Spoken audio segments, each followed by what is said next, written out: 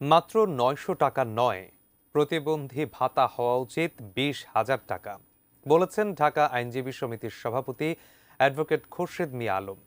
শনিবার রাজধানীর বকশীবাজারে জাতীয় দৃষ্টি প্রতিবন্ধী সংস্থার বার্ষিক সাধারণ সভায় প্রধান অতিথির বক্তব্যের সময় তিনি একথা বলেন।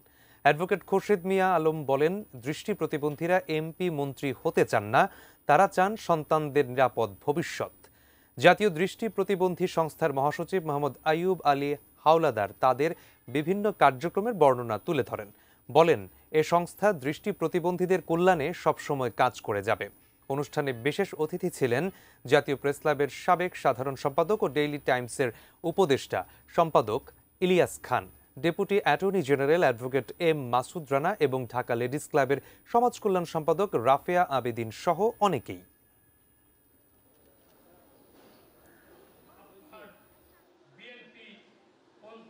ওনারা তো রাজত্ব চায় না, এমপি চায় না, মন্ত্রিত্ব চায় না।